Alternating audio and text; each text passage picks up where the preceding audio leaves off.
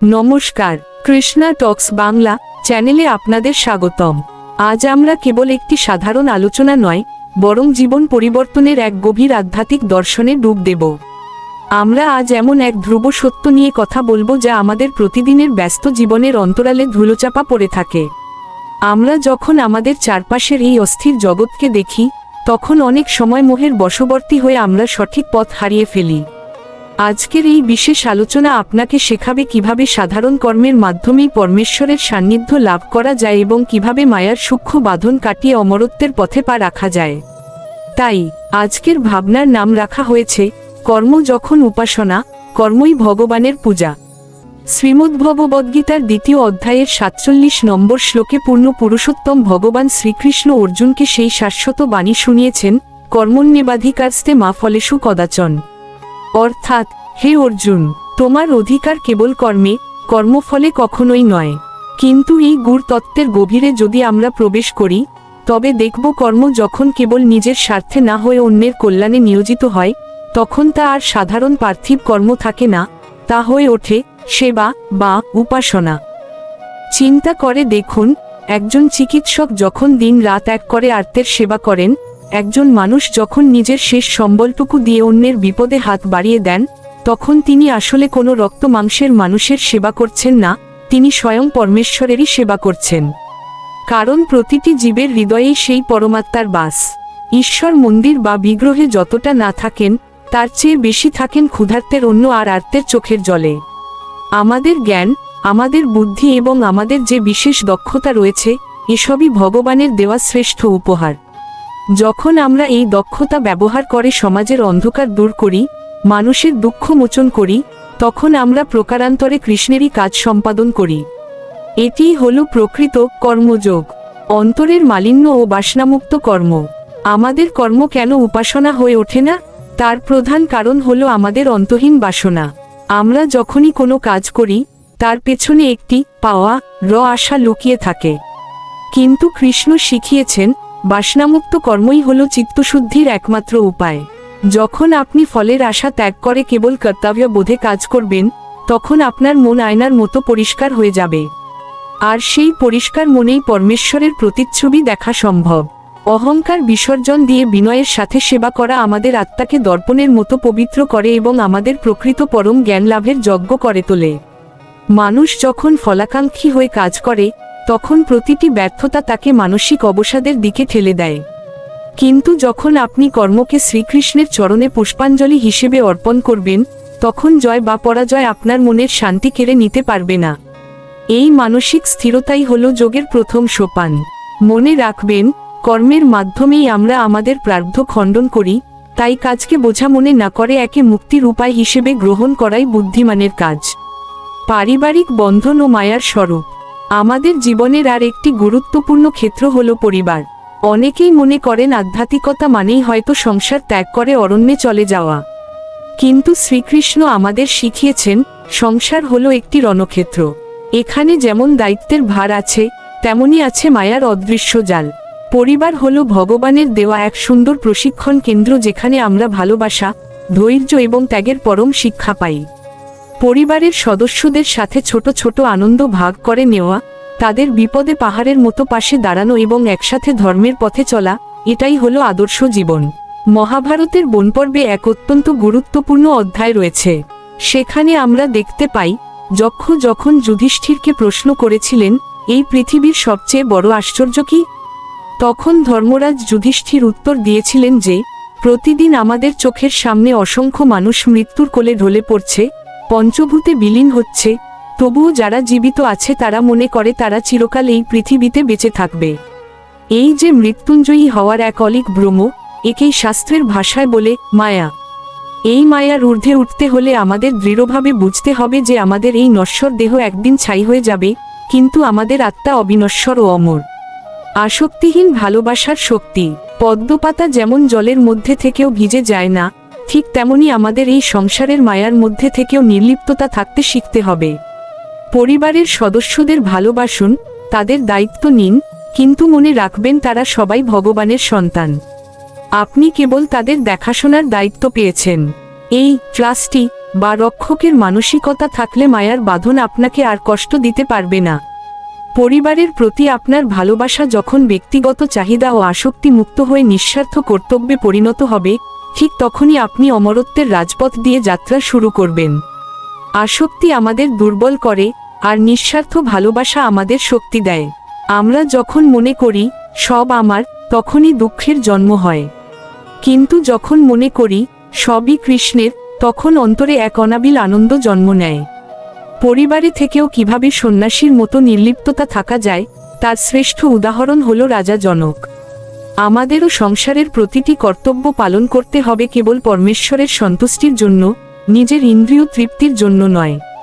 সেবার পথে ধৈর্য ও সমর্পণ। সেবার পথে চলতে গেলে অনেক সময় বাধা আসবে। আপনি হয়তো কারোর উপকার করলেন, কিন্তু বিনিময়ে পেলেন অবজ্ঞা। এখানেই আপনার ধৈর্যের পরীক্ষা। মনে রাখবেন, আপনি যার সেবা করছেন, তিনি আপনাকে কি দিচ্ছেন সেটা বড় কথা নয়। ভগবান শ্রীকৃষ্ণ ওপর থেকে দেখছেন যে আপনি আপনার কর্তব্য পালন করছেন কিনা। আপনার প্রতিটি সৎ কাজ কৃণের খাতায় জমা হচ্ছে, যার ফল তিনি সঠিক সময়ে আপনাকে দেবেন। বর্তমান মুহূর্তের গুরুত্ব বুঝুন। আজকের এই মুহূর্তটি ভগবানের দেওয়া শ্রেষ্ঠ সময়। এই সময়ে আপনি কার জন্য কি করতে পারলেন, কার মুখে হাসি ফোটাতে পারলেন, সেটাই আপনার জীবনের প্রকৃত সঞ্চয়। সেবা করার সময় যদি মনের কোণে আমি করছি এই অহংকার দানা বাঁধে, তবে সেই সেবার কোনো মূল্য থাকে না। মহাপ্রভু শ্রীচৈতন্যদেব বলেছিলেন, ত্রিনাদপি শুনিছেন, অর্থাৎ ঘাসের চেয়েও বিনীত হতে হবে। আমাদের বুঝতে হবে যে আমরা কেবল মাধ্যম মাত্র, করার মালিক সেই শ্রীহরি। এই বিনয় যখন আপনার আচরণে প্রকাশ পাবে, তখন আপনার কর্ম স্বয়ংক্রিয়ভাবে উপাসনায় রূপান্তরিত হবে। অনেকে মনে করেন সেবা করতে গেলে বুঝি অনেক অর্থের প্রয়োজন। কিন্তু না, একটি তৃষ্ণার্ত প্রাণীকে জল দেওয়া, একজন বিষণ্ণ মানুষকে একটু সময় দেওয়া বা কাউকে সদুপদেশ দেওয়া, এসবই মহান সেবা। ভগবান শ্রীকৃষ্ণ অর্থের বৈভব দেখেন না, তিনি দেখেন আপনার হৃদয়ের ব্যাকুলতা ও ভক্তির গভীরতা। আধ্যাত্মিক জীবনের আসল চাবিকাঠি। অনেকে প্রশ্ন করেন, দিনভর কর্মে ব্যস্ত থাকলে ভগবানের নাম নেওয়ার সময় কোথায়? উত্তর হল, আপনার কর্মটিকেই নাম সংকীর্তনে পরিণত করুন। যখন আপনি কাজ করছেন, তখন মনে মনে ভাবুন, হে কৃষ্ণ, এই কাজ তোমারই পূজা। রান্না করা থেকে শুরু করে অফিসের কাজ, সবই যদি প্রভুর সেবায় নিবেদিত হয়, তবে আলাদা করে জপমালায় বসার প্রয়োজন পড়ে না। আপনার জীবনই তখন এক নিরবচ্ছিন্ন প্রার্থনা হয়ে ওঠে। শ্রীমদ্ভগবদ্গীতায় ভগবান বলেছেন, যৎ করসি যদস্নাসি তৎ কুরুষ মদর্পণম, অর্থাৎ তুমি যা কিছু করো, যা কিছু আহার করো, সবই আমাতে অর্পণ করো। এই অর্পণ করার মানসিকতা আমাদের মানসিক চাপ থেকে মুক্তি দেয়। আজকের যুগের অধিকাংশ মানসিক অশান্তির কারণ হলো আমরা ফলাফলকে নিয়ন্ত্রণ করতে চাই। কিন্তু যখন আপনি সমর্পণ করতে শিখবেন, তখন এক অলৌকিক প্রশান্তি আপনার হৃদয়কে ভরিয়ে দেবে। আপনি বুঝতে পারবেন যে আপনি একা নন, আপনার প্রতিটি পদক্ষেপে সেই ভগবান আপনার হাত ধরে আছেন। অমরত্বের পথে যাত্রা। আমরা অমরত্ব বলতে বুঝি এই নশ্বর শরীরের চিরকাল বেঁচে থাকা, কিন্তু প্রকৃত অমরত্ব হলো আমাদের কর্মের মধ্যে বেঁচে থাকা। যখন আপনি আপনার নিঃস্বার্থ কর্মের মাধ্যমে মানুষের হৃদয় স্থান করে নেন, তখন শরীর না থাকলেও আপনার অস্তিত্ব মুছে যায় না। জীবনে যখন দুঃখ বা চ্যালেঞ্জ আসে, তখন ভেঙে পড়বেন না। প্রতিটি চ্যালেঞ্জকে শ্রীকৃষ্ণের দেওয়া একটি শিক্ষা হিসেবে গ্রহণ করুন। এই ইতিবাচক দৃষ্টিভঙ্গি আপনাকে মায়ার অন্ধকার থেকে আলোর পথে নিয়ে যাবে। সবশেষে, আমাদের জীবনের সমস্ত কর্ম, সমস্ত ফল এবং সমস্ত অহংকার শ্রীকৃষ্ণের চরণে অর্পণ করতে হবে। যখন আমরা বলতে পারব, আমি যা কিছু করি সবই তোমার পূজা, তখনই আমাদের জীবন সার্থক হবে। আপনার প্রতিটি নিঃশ্বাস যেন কোনো না কোনো আর্তের উপকারে লাগে, এই সংকল্প গ্রহণ করুন। মনে রাখবেন, গোলকবিহারী শ্রীকৃষ্ণ আমাদের প্রতিটি কাজ, প্রতিটি চিন্তা সর্বদা পর্যবেক্ষণ করছেন। জীবনের সার্থকতা কেবল অর্থ উপার্জনে বা যশে নয়, বরং ত্যাগে এবং সেবায়। আপনার প্রতিটি নিঃশ্বাস যেন আর্তের উপকারে লাগে। সেবাকেই জীবনের মূলমন্ত্র করুন এবং পরিবারকে নিয়ে পরমেশ্বরের আরাধনায় নিজেকে নিয়োজিত করুন। এই পূর্ণ সমর্পণই আমাদের মায়ার ঊর্ধ্বে নিয়ে যায় এবং অমরত্বের পরম আশীর্বাদ দান করে। ভিডিওটি যদি আপনার জীবনের কোনো অংশে অনুপ্রেরণা যোগায়, তবে একটি লাইক দিতে ভুলবেন না। আপনার একটি কমেন্ট আমাদের পরবর্তী কাজ করার জন্য অনেক বেশি শক্তি যোগায়। তাই কমেন্ট বক্সে আপনার অনুভূতি অথবা হরে কৃষ্ণ লিখে আমাদের পাশে থাকুন। আর যারা এখনও আমাদের কৃষ্ণা টক্স বাংলা পরিবারের সদস্য হননি, তারা দ্রুত চ্যানেলটি সাবস্ক্রাইব করে নিন এবং বেল আইকনটি চেপে রাখুন, যাতে কোনো আধ্যাত্মিক বার্তা আপনার থেকে মিস না হয়। ভালো থাকুন, সুস্থ থাকুন এবং সর্বদা শ্রীকৃষ্ণের চরণে নিজেকে সমর্পণ করুন। ধন্যবাদ। আন্তে শ্রী মিলন দেবনাথ। আমাদের কৃষ্ণা টক্স বাংলা চ্যানেলে আপনাদের স্বাগতম। আজকের ভাবনা, ফুলমল্লিকা মালতী যুথি সুবাস ছড়ায় দিকে দিকে, কত মধুকর গুঞ্জন করে, ফুলে ফুলে ঘুরে ফিরে, ফুলের মধু খুঁজে না পাওয়ার আকুলতা। আজ আমরা যে কীর্তন বা পদাবলী নিয়ে আলোচনা শুরু করছি, তার শিরোনামে আছে এক গভীর আরতি, যা প্রতিটি মানবাত্মাকে ব্যাকুল করে। প্রিয় শ্রোতা ও ভক্তবৃন্দ, আলোচনার এই পর্যায়ে আপনাদের কাছে একটি নিবেদন রাখতে চাই। আপনারা জানেন, আমরা প্রতিদিন শাস্ত্রের যে গভীর আলোচনা করি, তাতে মানব জীবনের মৌলিক সত্যকে তুলে ধরার জন্য শ্রীমদ্ভগবদ্গীতা, উপনিষদ কিংবা অন্যান্য শাস্ত্রের কিছু কেন্দ্রীয় শ্লোক বারবার প্রয়োজন হতে পারে। ঠিক যেমন একটি মন্দিরের মূল ভিত্তি সব সময় একই থাকে, তেমনি আমাদের আলোচনার মূল ভাবনার সমর্থনে এই শ্লোকগুলি হল ভিত্তি। আপনারা যারা প্রতিদিন আমাদের সঙ্গে যুক্ত হচ্ছেন, শ্লোকের এই স্বাভাবিক পুনরাবৃত্তিকে আপনারা অনুগ্রহ করে ক্ষমা সুন্দর দৃষ্টিতে দেখবেন। কারণ যে উদাহরণের জন্য যে শ্লোকের প্রয়োজন, শাস্ত্রের ভাণ্ডার থেকে আমাদের সেই শ্লোকটি বারবার তুলে ধরতে হয়। এই শ্লোকগুলির পুনরাবৃত্তি আসলে আমাদের মূল শিক্ষাকেই আরও মজবুত করবে। আপনারা সম্পূর্ণ আলোচনাটির সঙ্গে থাকুন, কারণ আজকের এই ফুলমল্লিকা মালতী যুথি এই কীর্তনটির প্রথম অংশ নিয়ে অত্যন্ত গুরুত্বপূর্ণ আলোচনা হতে চলেছে। আজ আমরা এমন এক ভাবনার গভীরে ডুব দেব, যা প্রতিটি মানবাত্মাকে ব্যাকুল করে। আমাদের আজকের ভাবনাটি শ্রীমদ্ভগবদ্গীতার এক শ্লোকের মাধ্যমে মানবজীবনের মায়া এবং অমরতার পথে যাত্রা এর গুরুত্ব তুলে ধরবে। আমরা যে কীর্তন বা পদাবলী নিয়ে আলোচনা শুরু করছি, তার শিরোনামে আছে এক গভীর আরতি। ফুলমল্লিকা মালতী যুথি সুবাস ছড়ায় দিকে দিকে, কত মধুকর গুঞ্জন করে, ফুলে ফুলে ঘুরে ফিরে। এই চারটি লাইনের মধ্যেই লুকিয়ে আছে আমাদের জীবনের পরম সত্য। আমাদের আজকের ভাবনাটি শ্রীমদ্ভগবদ্গীতার এক শ্লোকের মাধ্যমে মানবজীবনের মায়া এবং অমরতার পথে যাত্রা এর গুরুত্ব তুলে ধরবে।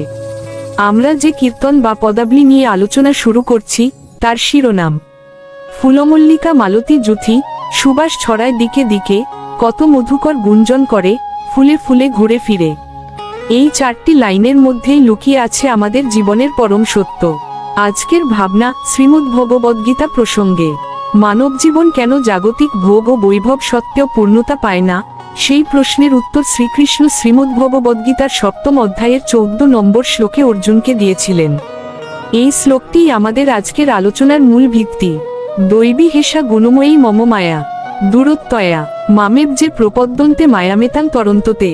এর অর্থ, আমার এই ত্রিগুণময়ী দৈবী মায়া দুস্তর বা অতিক্রম করা কঠিন, কিন্তু যারা আমার শরণাপন্ন হন, তারাই কেবল এই মায়া উত্তীর্ণ হতে পারেন। প্রথম অংশের মূল আলোচনা, ফুলের মধু খুঁজে না পাওয়ার আকুলতা। এই ভাবটি গীতার শ্লোককে অবলম্বন করেই রচিত। মূল পদটিতে বলা হচ্ছে, ফুলের মধু পান করবে বলে কত মধুকর গুঞ্জন করে, ফুলে ফুলে ঘুরে ফিরে, তবু মধু খুঁজে না পায় রে। কোথা সে ভ্রমরা, কোথা সে মধু, আকুল পরাণ কাঁদে শুধু। এখানে ফুল কিসের প্রতীক? ফুল হলো এই জাগতিক জগৎ, যা অত্যন্ত সুন্দর, সুবাসিত, ঠিক যেন মল্লিকা, মালতী, যুথি ফুলের মতো। এই জগতের খ্যাতি, ঐশ্বর্য, সম্পর্ক, ভোগ সবই এই ফুলের বাহ্যিক সৌন্দর্য। আর মধুকর বা ভ্রমরকে, সে হলো আমাদের মন। আমাদের এই মন জীবনভর সুখের মধু খুঁজে বেড়ায়। সে গুঞ্জন করে, অর্থাৎ আকাঙ্ক্ষা প্রকাশ করে।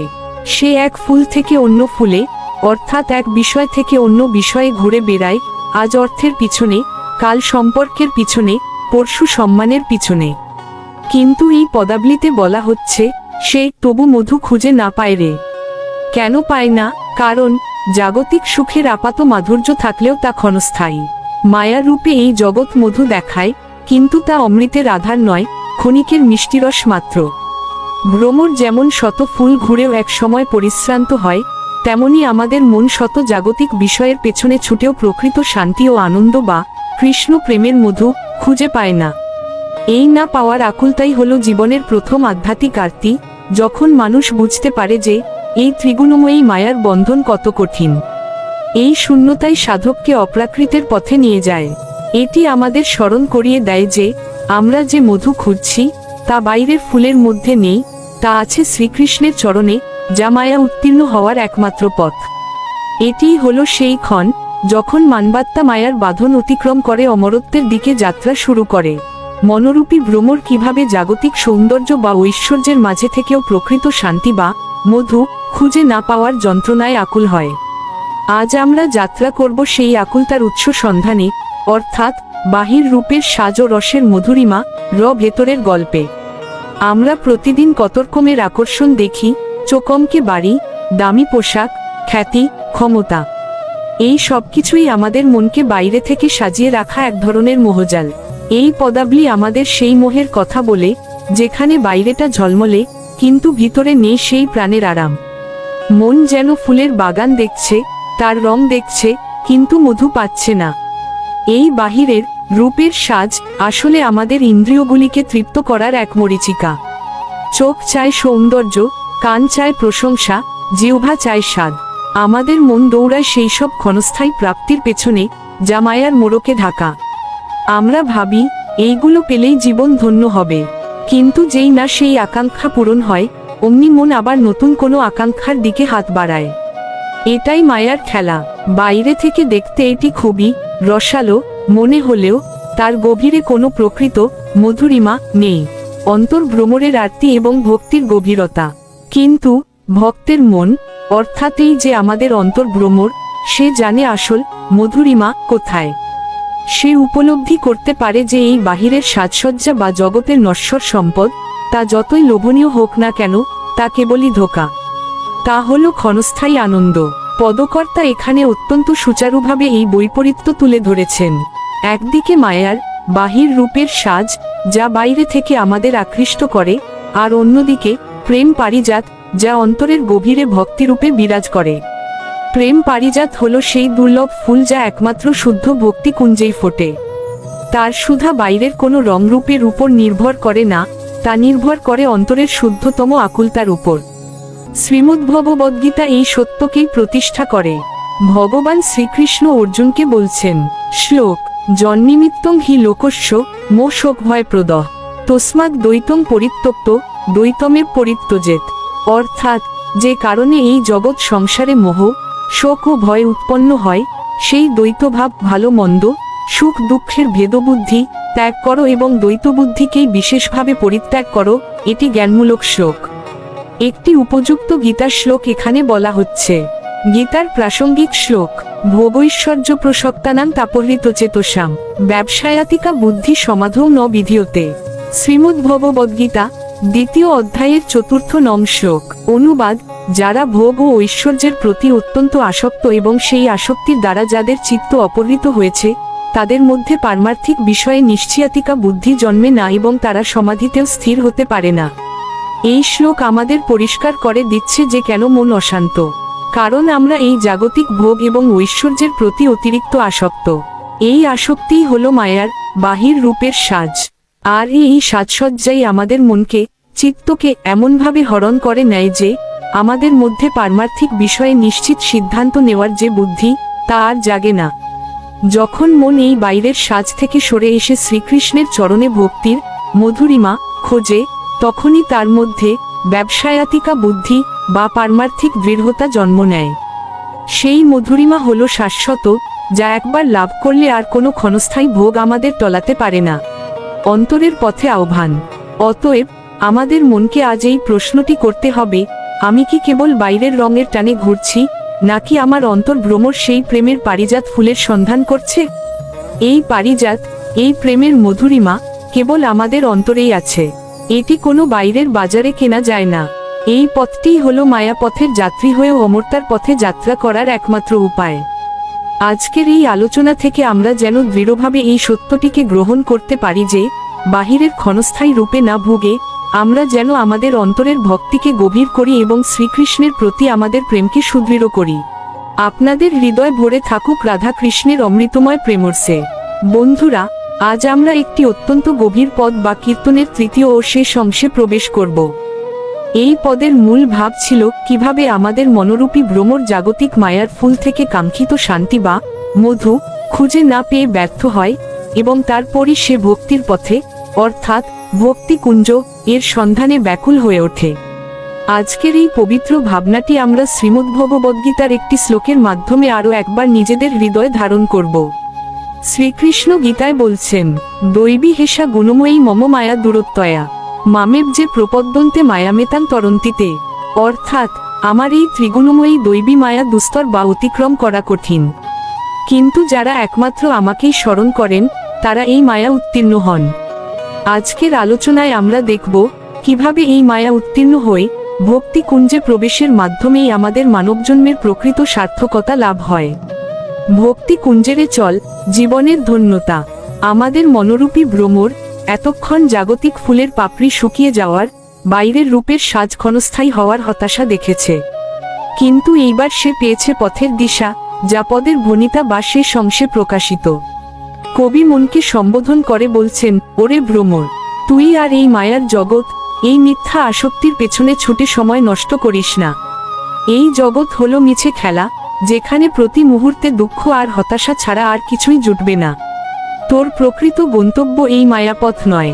এই আহ্বান হলো ভক্তি কুঞ্জেরে চল। ভক্তি কুঞ্জ মানে কি? এটি কোনো বাইরের স্থান নয়, এটি হলো আমাদের হৃদয়ের সেই পবিত্র নিভৃত কোণ, যেখানে আমরা আমাদের সমস্ত অহংকার, সমস্ত আসক্তি, সমস্ত দেশ ত্যাগ করে শ্রীকৃষ্ণের চরণে নিজেদের সমর্পণ করি। এই পথ কেবল প্রেম ও বিশ্বাসের পথ। এই পদে কবি মনকে বলছেন, তুই যখন ভক্তি কুঞ্জে যাবি তখন তুই সেখানে এক প্রেম পারিজাত বা প্রেমরূপী পারিজাত ফুল দেখতে পাবি। এই পারিজাত সাধারণ ফুল নয়, এর মধুও লৌকিক মধু নয়। এটি হলো শ্রীকৃষ্ণের প্রতি আমাদের শুদ্ধ শর্তহীন প্রেম, যা কখনো শুকিয়ে যায় না, কখনো বাসি হয় না। জাগতিক মধু ক্ষণস্থায়ী, কিন্তু ভক্তির এই মধু হলো অমৃত। যে ভ্রমর একবার সেই ভক্তি কুঞ্জের অমৃত আস্বাদন করে, সে আর কখনো মায়ার বিষাক্ত ফুলে ফিরে যেতে চায় না। তার জীবনের সমস্ত আকাঙ্ক্ষা, সমস্ত অস্থিরতা তখন শান্ত হয়ে যায়। মানব জীবন হলো এই ভ্রমর ও মধু, মায়া পথের যাত্রী গল্প। আমরাও অস্থির হয়ে মায়ার পিছনে ছুটে চলি, কিন্তু যেদিন মন স্থির হয়, যেদিন সে বুঝতে পারে জীবন ধন্য হয় শুধুমাত্র কৃষ্ণের প্রেমে, সেদিনই শুরু হয় তার অমরত্বের পথে যাত্রা। এই ভক্তি কুঞ্জে প্রবেশ করাই মানবজন্মের একমাত্র উদ্দেশ্য, একমাত্র সার্থকতা। তার চূড়ান্ত পরিণতি হলো এই ভক্তি কুঞ্জে শ্রীকৃষ্ণের প্রেমের পারিজাত লাভ। যে এটি লাভ করে তার জীবন ধন্য হয়, সে মায়া থেকে মুক্তি পেয়ে অমরত্বের দিকে এগিয়ে চলে। আসুন আমরাও সকলে মিলে প্রতিজ্ঞা করি, আমাদের মনোরূপী ভ্রমরকে এই মায়া পথ থেকে ফিরিয়ে এনে ভক্তির এই নিরাপদ কুঞ্জে আশ্রয় দেব, যেখানে শ্রীকৃষ্ণের প্রেম চিরন্তন। প্রিয় শ্রোতা বন্ধু, ভ্রমর ও মধু, মায়া পথের যাত্রী, এই পদটির আলোচনা আজ আমরা এখানে সমাপ্ত করলাম। আশা করি এই আলোচনা আপনাদের মনকে ভক্তির গভীরে পৌঁছে দিতে সাহায্য করেছে। এই রকম সুমধুর ধর্মীয় ও আধ্যাত্মিক আলোচনা প্রতিদিন রাত ৮টায় আপনার প্রিয় কৃষ্ণা টক্স বাংলা চ্যানেল থেকে প্রকাশিত হয়। আমাদের এই ভাবনা, এই নিরন্তর আলোচনা যাতে আপনাদের শত ব্যস্ততার মধ্যেও জীবনের সঠিক দিশা দেখাতে পারে, তার জন্যই আমাদের এই প্রচেষ্টা। তাই প্রতিদিন নতুন নতুন ধর্মীয় আলোচনা শুনতে অবশ্যই চ্যানেলটি সাবস্ক্রাইব করে রাখুন এবং পাশে থাকা বেল আইকনটি প্রেস করে দিন, যাতে কোনো আলোচনা আপনার মিস না হয়। যদি আলোচনাটি ভালো লেগে থাকে তবে একটি লাইক দিয়ে আপনার ভালোবাসা জানান, কমেন্ট করে আপনার মূল্যবান মতামত দিন এবং অবশ্যই প্রিয়জনদের কাছে শেয়ার করে দিন। সকলেই বাস্তব জীবনে ভালো থাকবেন। শত ব্যস্ততার মধ্যেও অন্তত কিছু মুহূর্ত কৃষ্ণ নাম নিতে একদমই ভুলবেন না। হরে কৃষ্ণ। নমস্কার, আমাদের কৃষ্ণা টক্স বাংলা চ্যানেলে আপনাদের স্বাগতম। এখনকার আলোচনা অর্জুনের বিভ্রান্ত মন। কুরুক্ষেত্রের প্রান্তে দুই সেনাবাহিনীর মাঝে দাঁড়িয়ে অর্জুনের মন কাঁপছিল। তিনি একদিকে দেখছেন নিজের প্রিয়জন গুরু দ্রোণ, পিতামহ ভীষ্ম, আর অন্যদিকে কর্তব্য ন্যায় ও ধর্মের আহ্বান। এই দ্বন্দ্বই তার মনকে সম্পূর্ণ বিভ্রান্ত করে তোলে। ভগবান শ্রীকৃষ্ণ তখন বললেন, ক্লৈব্যমা স্ম গম পার্থ নৈতত্ত্বয়ুৎপদ্যতে। শ্রীমদ্ভগবদ্গীতা 2য় অধ্যায় 3 নং শ্লোক। অর্থাৎ, হে অর্জুন, এই দুর্বলতা তোমার উপযুক্ত নয়। এটি তোমার আত্মিক গৌরবকে কলঙ্কিত করে। এখানে ভগবান শ্রীকৃষ্ণ আমাদের শেখাচ্ছেন, জীবনের সংকটে মন দুর্বল হয়ে পড়লেও আমাদের কর্তব্যপথ থেকে সরে আসা উচিত নয়। অর্জুন তখন ভেবেছিলেন প্রিয়জনদের হত্যা করা পাপ হবে, কিন্তু ভগবান শ্রীকৃষ্ণ তাকে বোঝালেন, যারা দেহ হারাবে তারা আসলে মারা যাবে না। আত্মা চিরন্তন, অবিনশ্বর। গীতায় বলা হয়েছে, ন হন্যতে হন্যমানে শরীরে। 2য় অধ্যায় 20 নং শ্লোক। অর্থাৎ, শরীর বিনষ্ট হলেও আত্মা কখনো বিনষ্ট হয় না। এই গভীর জ্ঞান অর্জুনের বিভ্রান্ত মনকে পরিষ্কার করল। ভগবান শ্রীকৃষ্ণ বোঝালেন, তুমি যুদ্ধ করবে ফলের জন্য নয়, কর্তব্যের জন্য।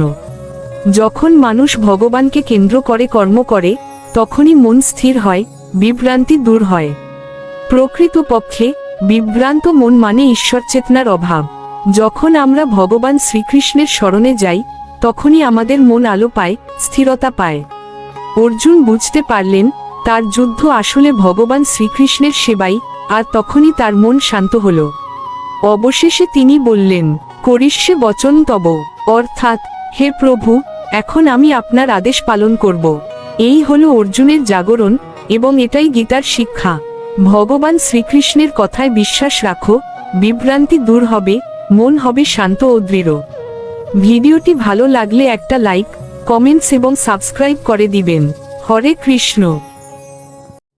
নমস্কার, আমাদের কৃষ্ণা টক্স বাংলা চ্যানেলে আপনাদের স্বাগতম।